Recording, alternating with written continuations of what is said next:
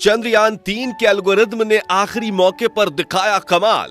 इसरो की automatic landing तकनीक थी इतनी बेमिसाल, जिसे देखकर दुनिया भर में गूंजा हमारे देश भारत का नाम। विक्रम लैंडर के सामने फेल हुए नासा, रूस और चीन के महंगे अंतरिक्ष यान। दोस्तों, 20 अगस्त के दिन रूस के लूना 25 के क्रैश के बाद पूरी दुनिया की नजर सिर्फ इसरो के चंद्रयान पर ही टिकी हुई थी और हर तरफ विक्रम लैंडर की लैंडिंग को लेकर कौतूहल का माहौल बना हुआ था। चारों तरफ इसरो और चंद्रयान-3 की ही बातें चल रही थी। इसी बीच इसरो ने इतनी बड़ी गुड न्यूज दे दी, जिसे सुनकर हर भारतीय की आंखों में खुशी के आंसू छलक आए हैं। पूरी दुनिया में भारत की इस अपार सफलता के गुणगान गाए जा रहे हैं। जी हां, 2014 में इसरो द्वारा देखा हुआ सपना आज पूरा हो चुका है और चंद्रयान-3 के विक्रम लैंडर ने चांद के दक्षिणी ध्रुव की सतह पर सफल लैंडिंग करके ऐसा कमाल कर दिखाया है जो अमेरिका, चीन और रसिया जैसे बड़े देश भी नहीं कर पाए हैं। तो कैसे थे इस मिशन के आखिरी 20 मिनट? कैसे चंद्रयान मिशन में विक्रम लैंडर ने चखा सफलता का स्वाद? जानने के लिए कुर्सी की पेटी बांध लीजिए। चलिए हमारे साथ विक्रम लैंडर की लैंडिंग के रोमांचक सफर पर।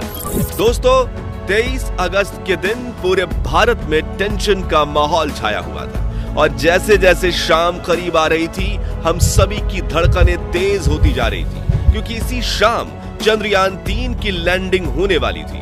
इसरो के वैज्ञानिकों की कठिन परीक्षा होने वाली थी और यही शाम भारत की किस्मत लिखने वाली थी। इसलिए शाम के 5:20 पर जब इसरो ने चंद्रयान-3 की लैंडिंग का लाइव टेलीकास्ट शुरू किया, तो 140 करोड़ भारतीय अपने मोबाइल और टीवी स्क्रीन के सामने नजरें गड़ाए बैठ गए और प्रधानमंत्री नरेंद्र मोदी भी साउथ अफ्रीका से इसरो के साथ लाइव जुड़ गए थे और सभी उस पल का इंतजार कर रहे थे जब विक्रम लैंडर की लैंडिंग शुरू होने वाली थी। इंतजार के इन घड़ियों में हर एक पल 1 घंटे के जैसा मालूम पड़ रहा था, लेकिन आखिरी में वो पल आ ही गया जब विक्रम लैंडर की लैंडिंग शुरू होने वाली थी, जिसे देखने के लिए सिर्फ भारत ही नहीं बल्कि पूरी दुनिया के लोग उत्सुक थे। और इस मिशन को लाइव देखने से भारत के दुश्मन देश यानी चीन और पाकिस्तान भी खुद को नहीं रोक पाए थे। तो आखिर क्या हुआ आखिरी के उस 20 मिनटों में, जिसके बाद चंद्रयान-3 ने इतिहास रच दिया? जानने के लिए चलिए चलते हैं विक्रम के साथ मून लैंडिंग के इस रोमांचक सफर पर। तो शाम के करीब 5:44 पर चंद्रयान-3 अपनी कक्षा में लैंडिंग की तैयारी करते हुए 6048 किलोमीटर प्रति घंटे की रफ्तार से दहाड़ते हुए आगे बढ़ रहा था। तभी इसरो के मिशन ऑपरेशन कॉम्प्लेक्स में बैठे चीफ एस सोमनाथ ने आखिरी बटन दबाया और इसके ALS यानी ऑटोमेटिक लैंडिंग सीक्वेंसेस को एक्टिवेट कर दिया। यानी कि अब विक्रम लैंडर अपने आप खुद को कंट्रोल करने वाला था और इसरो के वैज्ञानिक बैठकर बस इस खूबसूरत नजारे को निहारने वाले थे। तो इस कमांड के बाद विक्रम लैंडर ने तुरंत अपना कमाल दिखाना शुरू किया और अपनी ऑर्बिट छोड़ते हुए चांद की तरफ बढ़ने के पहले चरण की ओर निकल पड़ा। Rough breaking phase. दोस्तों, लैंडिंग के इस पहले पड़ाव में विक्रम लैंडर ने 30 किलोमीटर की ऊंचाई से चांद की सतह की तरफ बढ़ना शुरू किया और धीरे धीरे गोल चक्कर लगाते हुए ये नीचे उतरने लगा। इस दौरान शुरुआत में इसकी रफ्तार 6000 किलोमीटर प्रति घंटा थी, लेकिन इसके अपने चारों डीबूस्टर इंजन को ऑन करके विपरीत दिशा में दबाव देने से धीरे धीरे रफ्तार कम होने लगी। करीब 11 मिनट 30 सेकंड्स के बाद इसने अपनी रफ्तार को 1300 किलोमीटर प्रति घंटा कर दिया था और ये सतह से सिर्फ और सिर्फ 7.4 किलोमीटर ऊंचाई तक पहुंच चुका था। इसके साथ रफ ब्रेकिंग फेज का अंत हुआ। Altitude hold phase. अपने लैंडिंग मिशन के इस पड़ाव में चंद्रयान-3 के विक्रम लैंडर ने 2 महत्वपूर्ण काम किए, जिसमें से पहला था लैंडिंग में सहायक कारा और लासा सेंसर्स को ऑन करना और दूसरा था चांद की सतह से अपनी ऊंचाई को कम करते हुए 6.8 किलोमीटर तक लाना। ये दोनों काम करने में इसे महज 10 सेकंड्स का समय लगा। Fine braking phase. दोस्तों, लैंडिंग का ये तीसरा पड़ाव चंद्रयान-3 की सफलता के लिए बेहद महत्वपूर्ण था, क्योंकि इसी चरण में पिछली बार चंद्रयान 2 का विक्रम लैंडर डगमगाया था और चांद की सतह पर गिरकर तबाह हो चुका था। ऐसे में इसरो के इस मिशन ऑपरेशन कॉम्प्लेक्स में कौतूहल का माहौल बना हुआ था और मन में चल रही दुविधा के साथ अगले 3 मिनट निकालना वैज्ञानिकों के लिए काफी कठिन था। इसलिए लाइव टेलीकास्ट में भी सन्नाटा छाया हुआ था। लेकिन आपको यह जानकर खुशी होगी कि चंद्रयान 3 ने इस पड़ाव को चुटकियों में पार किया। जी हां, इस पड़ाव में चंद्रयान 3 के विक्रम लैंडर ने न सिर्फ अपनी पोजीशन को हॉरिजॉन्टल से वर्टिकल किया, बल्कि ऊंचाई को भी 6.7 किलोमीटर से 800 मीटर तक कर दिया।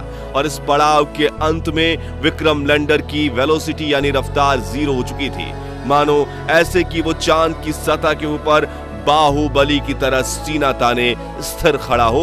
इस तरह 3 मिनट में फाइन ब्रेकिंग फेज पूरा हुआ और अगले 20 से 22 सेकंड्स इसी स्थिति में खड़े रहने के बाद इसने चांद की तरफ जाने के लिए अपना आखिरी पड़ाव में एंट्री ले ली, वर्टिकल डिसेंट। 800 मीटर की ऊंचाई पर शुरू हुआ यह पड़ाव अब चांद की सतह को छूकर विजय पाने पर पूरा होने वाला था, जिसके लिए पूरे भारत में उत्सुकता का माहौल बना हुआ था। हर तरफ चंद्रयान 3 की सफलता के लिए प्रार्थना की जा रही थी। मिशन के इसी चरण में विक्रम लैंडर धीरे धीरे आगे बढ़ते हुए सतह से 150 मीटर की ऊंचाई पर पहुंचा और इसने अपने 4 में से 2 इंजन बंद कर दिए। इस दौरान इसकी रफ्तार फिर से 0 हो चुकी थी और ये फिर से 22 सेकंड्स के लिए चांद के पतले वातावरण में होवर करने लगा, यानी तैरने लगा। इसी बीच इसके अंदर लगे 11 कैमराज और 9 सेंसर्स लैंडिंग के लिए सही स्पॉट ढूंढ रहे थे। और आपको यह जानकर हैरानी होगी कि चंद्रयान 3 के ऑटोमेटिक लैंडिंग सीक्वेंसेस एल्गोरिथम और इसके सभी उपकरण ने साथ मिलकर रियल टाइम डेटा स्टडी करके सिर्फ 20 सेकंड्स में निर्णय ले लिया। और अगले 20 सेकंड्स में जैसे ही हमने पलकें झपकाई तो विक्रम लैंडर चंद्रमा की सतह पर सीना ताने खड़ा था।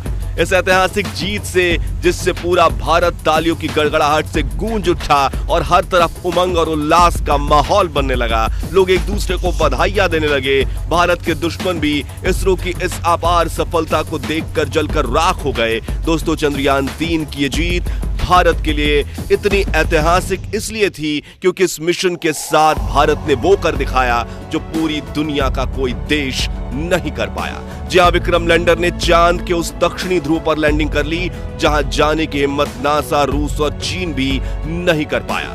यानी इस कामयाबी के साथ भारत दुनिया का वो पहला देश बन चुका है जिसने चांद के दक्षिणी ध्रुव पर फतेह हासिल की है। इतना ही नहीं दोस्तों, आपको यह जानकर गर्व होगा कि जहां नासा के अपोलो 11 मून मिशन का बजट 3000 करोड़ रुपए था, रूस के हाल ही में फेल हुए लूना 25 का बजट 1600 करोड़ रुपए था, वहीं चीन के चांग ई मिशन का बजट भी 2000 करोड़ के पार था। इसरो ने वही काम सिर्फ 615 करोड़ में करके दिखाया है। इसलिए दुनिया भर की स्पेस एजेंसीज में इसरो के नाम की जय जयकार हो रही है। वहीं अमेरिका, रूस और यूरोप जैसी स्पेस एजेंसीज जो शुरुआती दिनों में इसरो की तरफ देखती तक नहीं थी, वो सभी स्पेस एजेंसीज आज इसरो के साथ स्पेस मिशन करने के लिए लाइन लगाकर खड़ी हैं। सोचिए, इससे बड़ी गर्व की बात आखिर क्या हो सकती है। साथियों, चंद्रयान 3 मिशन की सफलता को देखकर साउथ अफ्रीका में बैठे प्राइम मिनिस्टर नरेंद्र मोदी भी खुशी से गदगद हो गए थे और उन्होंने अपने भाषण में इसरो के वैज्ञानिकों की जमकर प्रशंसा भी की। साथ ही उन्होंने इसरो के वैज्ञानिकों को बधाई देते हुए कहा कि आज के दिन हर भारतीय अपने घर में उत्सव मना रहा है क्योंकि भारत अब चंद्रमा पर है। दोस्तों, अगर आपको चंद्रयान 3 का ये रोमांचक सफर पसंद आया और आपको भी इसरो पर गर्व है तो कमेंट में आप लिखिए आई लव इसरो, जरूर ये लिख डालिए। और अगर आप शुरुआत से चंद्रयान 3 मिशन को सपोर्ट करते हैं तो इस वीडियो को लाइक और शेयर जरूर कीजिए। साथ ही चंद्रयान 3 मिशन से जुड़े लेटेस्ट अपडेट्स के लिए हमारे चैनल को सब्सक्राइब करके पास वाली घंटी जरूर बजा दीजिए। धन्यवाद। जय हिंद, जय भारत।